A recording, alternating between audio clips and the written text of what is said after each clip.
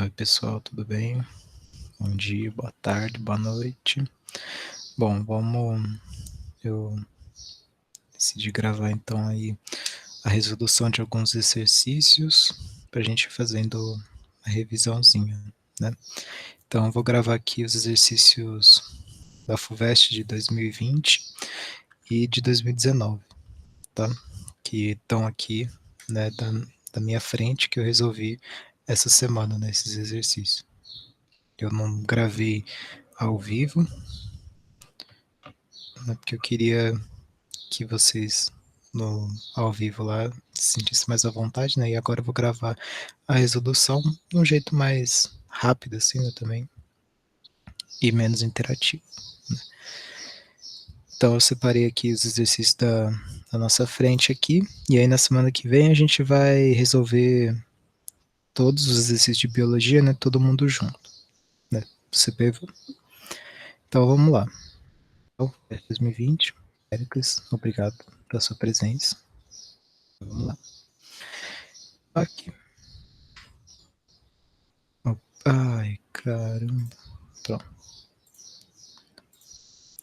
Então, várias espécies do gênero Cândida, que pertencem ao grupo de fungos unicelulares, reproduzem-se por brotamento, gemulação, espalhando-se rapidamente. No grupo dos fungos pluricelulares, a rápida colonização de novos ambientes deve-se em grande parte ao fato de que esse grupo possui.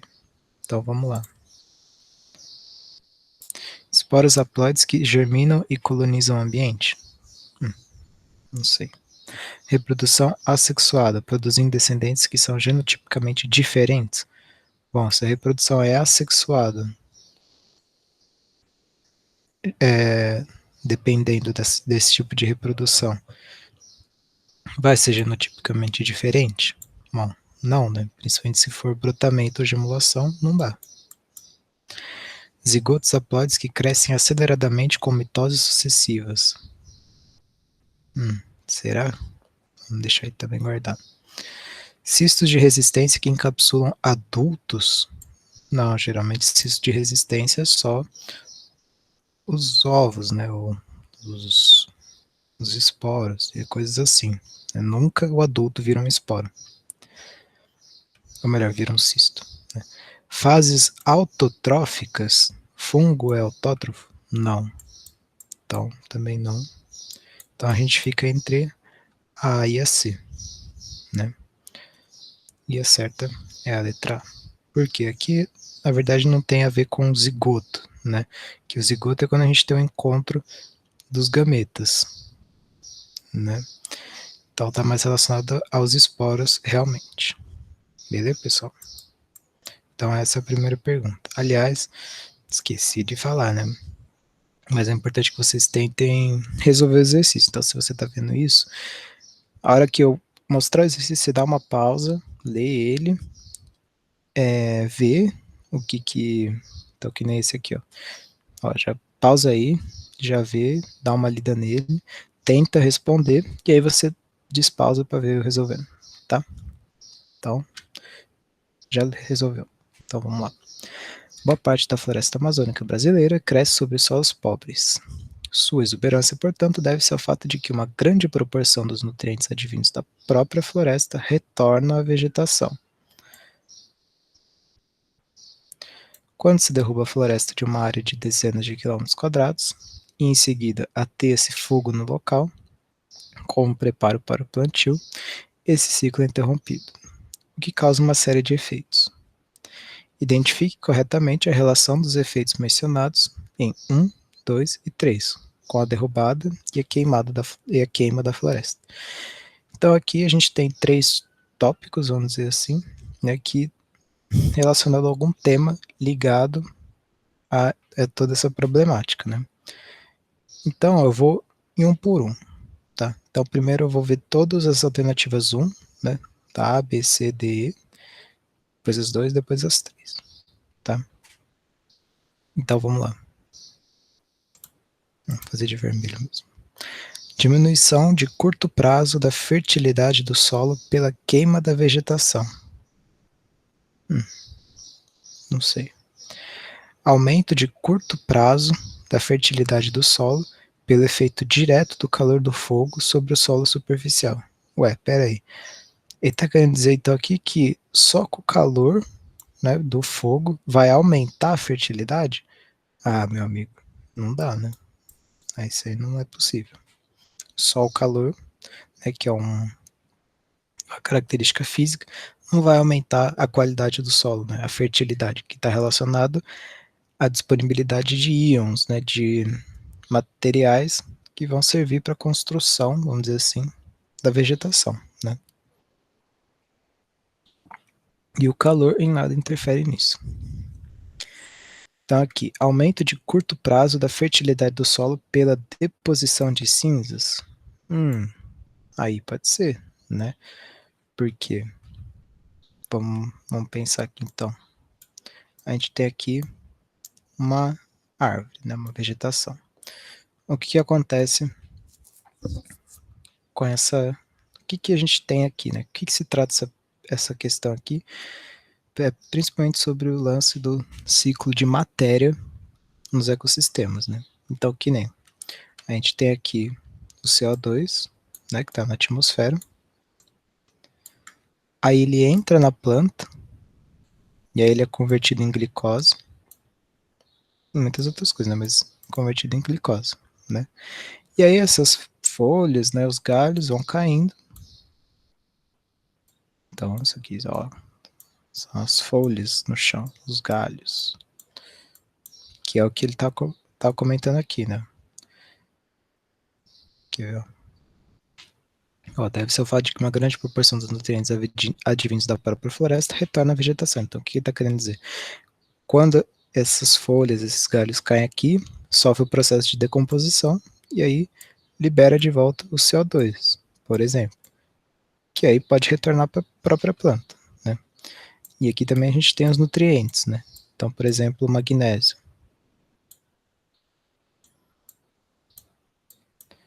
que ele é absorvido e aí ele fica na forma de clorofila, por exemplo. E aí depois, quando as folhas caem e tal, não sei o que, tem a decomposição, pode voltar como magnésio para o solo, que aí pode servir para outras plantas. Então a gente tem um grande ciclo de nutrientes, certo? Então o que acontece quando a gente vai lá e coloca fogo nesse ambiente, né? Nessa serragem aqui. Serragem não, né? Nesse material. Então a gente vai ter um grande aumento, né, de CO2 e grande parte das moléculas que estão aqui, elas vão entrar em combustão. Então, podendo ir para a atmosfera. E outra parte, que também não vai tudo, né? E outra parte vai ficar em forma de cinza, certo? E aí essa cinza, ainda assim, pode conter alguns nutrientes, certo? Então, por isso que aqui, quando ele fala aumento de curto prazo da fertilidade do solo pela deposição de cinzas, ele está falando a verdade. Por quê? Vai ser de curto prazo, porque a hora que der uma chuva aqui ou um vento, essa cinza vai ser levada, certo? E fora que, tipo assim, aqui, vamos dizer que ela já está numa forma quebrada, né? Porque aqui, quando está em forma de folhagem e tal, então está sofrendo um processo de decomposição, ele é devagar, né? Então ele vai, aos poucos, liberando os nutrientes, né? A cinza já estão todos os nutrientes lá. Então, de uma hora para outra, eles podem ser, né, já absorvidos, incorporados, e aí depois não vai ter nada. Então, por isso que é um aumento de curto prazo. Então, aqui, verdadeiro. Então, se a gente entende isso, então agora a gente já vê que não vai diminuir a curto prazo a fertilidade, né? Agora os outros. Aumento de curto prazo da fertilidade. Bom, a gente viu que é verdade. Só que aqui ele fala, ó, pelo efeito direto do calor. Então, de novo, não é pelo efeito direto do calor. É por conta dessa quebra, né? Pela combustão em si, né? Não pelo calor. Então, aumento de longo prazo da fertilidade do solo pela deposição de cinzas. Aumento ao longo prazo? Não, também. Então, a gente elimina. Galera, deixa eu ver se tá gravando esse negócio. Tá com som, né? Então, o primeiro que... Ai, meu Deus, o que eu fiz? Bom, então essa aqui foi a primeira. Então, feito, né? Bom, só por essa aí a gente já ia conseguir acertar. Né? Vocês verem o Péricles pousou ali. Mas vamos ver as outras. Então ele fala aqui, ó, perda de biodiversidade pelo efeito direto do fogo sobre os animais silvestres. Bom, sim, pode ser. Né? Os animais podem ser queimados, né, nesse processo, infelizmente. Fora as plantas, né? Isso aqui está falando de animais silvestres. Aí aqui na B, diminuição da diversidade de animais silvestres devido à remoção da vegetação. Bom, também. Né? Se não tem as árvores para os animais viverem, não tem como eles ficarem naquele local. Perda de biodiversidade devido à remoção da vegetação. Então, mesma coisa, sim. Aí, a perda de biodiversidade pelo efeito direto do fogo sobre a vegetação. Também. Né, porque o fogo em si vai queimar toda uma gama de vegetação, né, que por si só já é biodiversidade, porque a gente geralmente associa, né, biodiversidade com animais, né, mas não, é em relação à diversidade de vida total, né. Então, se a gente tem uma diminuição das espécies de plantas, a gente já tem a redução da biodiversidade daquele local. E aqui, no E, aumento de diversidade de animais silvestres devido à remoção da vegetação. Não dá, né? Então, se a gente tirar a vegetação, não vai aumentar a diversidade. Aí a 3 aqui, então, diminuição da evaporação da água da chuva que atinge o solo exposto. Bom, então aqui começa a confundir um pouco.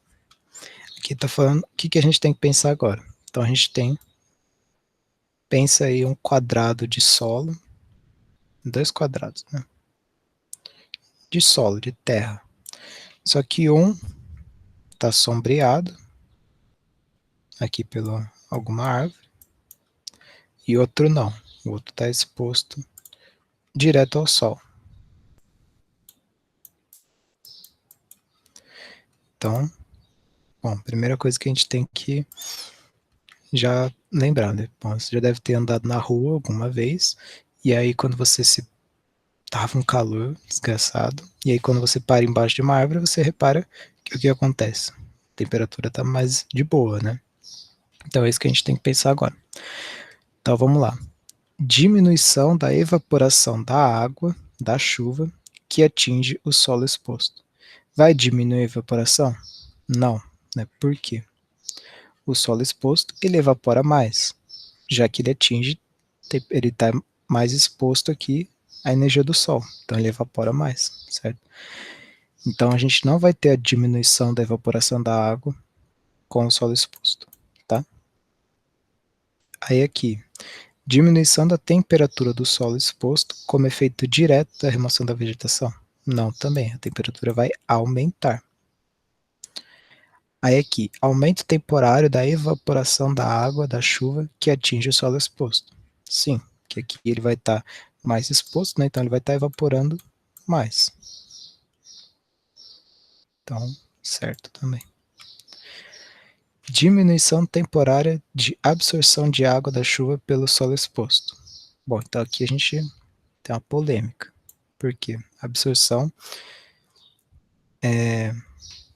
vamos dizer assim, que é uma característica de, por exemplo, o tanto que a água consegue permear esse solo, certo? E aí a gente tem assim que a vegetação, ela consegue segurar mais essa água no solo, né? Então, se a gente tem um solo exposto, a água, ela vai passar meio que direto, né? Ela não vai ficar retida no solo. A água vai passar direto. Então, aqui fica essa incógnita aí se, se teria uma diminuição temporária dessa absorção, né? Mas é importante a gente pensar que com o solo exposto, né, a água pode levar, por exemplo, o próprio solo, né, sofrer aquele processo de erosão, se ele não tem as raízes para segurar. E ou também a água passa direto, já não fica retida naquela porção do solo. E aqui, aumento da erosão do solo exposto devido à remoção da vegetação. Então, aqui também, certinho. Beleza? Bom, pausa aí, leia. E aí vamos. A combinação entre baixa biodiversidade, altas concentrações de poluentes e baixas concentrações de oxigênio que é verificada nos rios que passam por grandes centros urbanos, devem-se principalmente a... Então, baixa biodiversidade, baixa concentração de O2. Nossa senhora, gente. Não quero mais grifar, não. Até tem aqui, né? Não ficou melhor, não.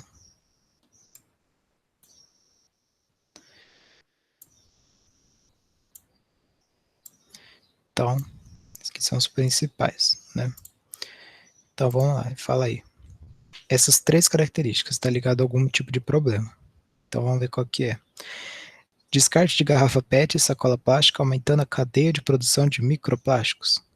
Bom, o microplástico pode sim carregar alguns poluentes, pode acarretar baixa de biodiversidade, mas não vai interferir muito as concentrações de oxigênio. Então, podemos ignorar. Aumento de intervenções de engenharia como a construção de pontes e dragagens? Não também. Por quê? Pontes e dragagens vão alterar principalmente o ciclo sedimentar, né, que é aquele lance de erosão e deposição, que são processos complementares. Né? Se está erodindo em algum lugar, está depositando em outro. Então, se eu estou tirando sedimento de um lugar, estou depositando sedimento em outro lugar. O que acontece é que pontes e dragagens alteram esse ciclo, né? Como, por exemplo, a dragagem do Porto de Santos. Né? Quando eles dragam aquele canal lá do porto, o que acontece? Erode, né? Então sai areia da praia, da ponta da praia, por exemplo, para preencher aquele buraco, vamos dizer assim, que formou, e toda aquela areia que eles tiraram e só revolveram, assim, com os fluxos lá, né, do rio e da maré, aquela areia é depositada em outro local, que é ali na praia do Canal 2, né, que tem uma faixa enorme, uma faixa de areia enorme. Então, esses empreendimentos alteram esse ciclo sedimentar, né, de onde está tirando e de onde está depositando. Então, nada tem a ver com concentração de oxigênio, nem poluentes, mas claro que pode afetar a biodiversidade. Aquecimento da água do rio devido ao aumento da temperatura média das metrópoles. Isso pode estar relacionado com a concentração de oxigênio, porque lembra, a gente tem aqui um gráfico. Aí a gente tem aqui a concentração de O2, né, dissolvido na água. E aqui a temperatura. A gente percebe que tem uma diminuição. Então, conforme aumenta a temperatura, diminui o oxigênio dissolvido, né? Porque lembra que a água ela tem um nível de, assim, um nível de suporte de oxigênio, né? Um nível de saturação, que pode ter um máximo de oxigênio dentro daquela água. Então, como a gente aumenta a temperatura, aumentam aí mudam, né, questões físico-químicas que aí alteram essas proporções. Né? Então, quanto maior a temperatura, menor é a concentração de oxigênio. Então, mas não tem nada a ver com poluentes, né? E aí isso, claro, também pode ocasionar baixa biodiversidade. Então ainda não atingimos 3 aqui, né? Descarte de esgoto doméstico e industrial sem tratamento. Agora sim. Porque o esgoto doméstico pode vir carregado de altíssimos poluentes, né? E pode causar aquele processo de eutrofização, que aí vai diminuir a concentração de oxigênio. E aí, com tudo isso, a gente pode ocasionar a baixa biodiversidade. Então, era essa. E aqui a última, só para a gente ver, né? Ocorrência mais frequente de longos períodos de estiagem, aumentando a evaporação. Não tem muita relação, né? Só se, tipo assim, a gente pensar que se evaporar mais água, os poluentes que estavam ali vão ficar mais concentrados, né? Mas nada tem uma relação tão forte, né, com a baixa concentração de oxigênio ou diversidade. Beleza? Agora, essa aqui é um pouco mais de história, mas tudo bem, né? Tem a ver também com a evolução. Então, pesquisadores do Museu Nacional no Rio de Janeiro encontraram o crânio e uma parte do fêmur de Luzia, o esqueleto humano mais antigo descoberto na América, que revolucionou as teorias científicas sobre a ocupação do continente.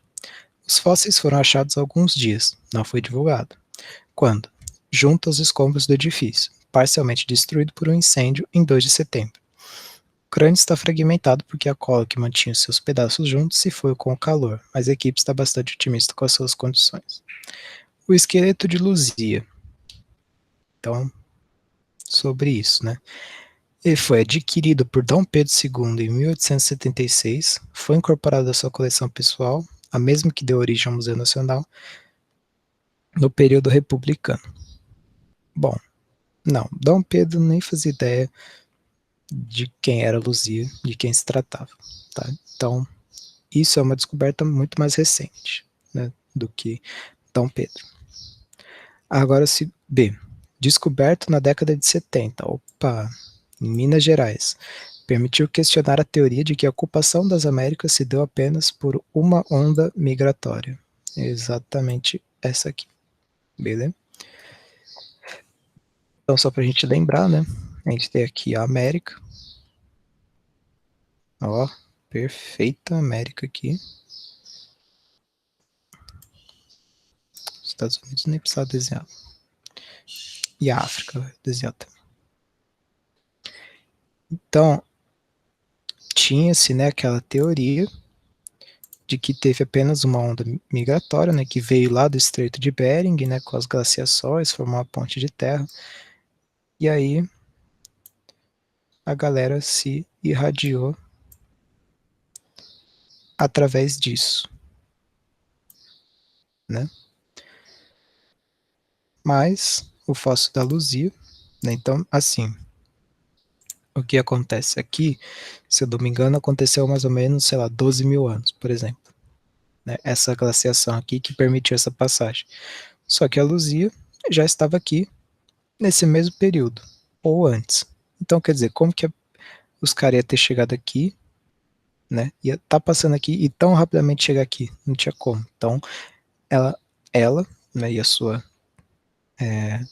tribo, né, sua comunidade, deve ter chegado ali antes. E aí tem aquela teoria, né, das ilhas aqui, que a gente tem no Pacífico e tal, aí tem a Ilha de Páscoa, e Ilhas Galápagos, que a galera veio pulando de ilha em ilha até chegar aqui à costa da América do Sul e se irradiado. Então, assim, uma não exclui a outra, certo? Tipo, não tô falando que, não, todo mundo chegou aqui e depois subiu. Não, tiveram dos dois sentidos, né? E a Luzia comprova isso. Então, era isso, tá? Aí agora só pra gente ver as outras questões. Estudado por diferentes equipes de antropólogos, comprovou que grupos saídos diretamente da África foram os primeiros habitantes da América. Então, bom, nunca foi provado ainda essa rota de migração aqui, saindo diretamente do continente africano para o continente americano, tá? E isso ainda não foi descoberto. Ou não tem conhecimento, né? Mas não tem relação com a Luzia, isso. Encontrado na atual Serra da Capivara, no estado do Piauí, pertenceu à cultura que elaborou suas famosas pinturas rupestres. Então, o estado do Piauí, né, lá a Serra da Capivara, na verdade, nem tem registros de hominídeos, se eu não me engano, tipo fósseis deles em si. A gente tem registros de outras coisas, como fogueiras e as próprias pinturas rupestres, né? E também tem nada a ver com Luzia. E aqui, mantido em uma coleção particular fora do país, estava exposto para a comemoração dos 150 anos da passagem de Charles Darwin pelo Brasil. O Darwin não tem nada a ver com isso também, tá? Então, encerramos a FUVEST 2020. Decidi agora que eu vou quebrar o vídeo em dois, tá? Vou fazer então esse aqui sobre o FUVEST 2020 e já vou gravar agora o de 2019, tá? E aí na semana que vem, se der tempo, eu resolvo os outros, né? Que a gente vai estar todo mundo junto lá, eu, a Maria e a Iris, para resolver todas as perguntas da FUVEST, tá? Então, muito obrigado por ter me acompanhado. Um beijo no coração. Espero ter acertado a maioria e acompanhe o próximo.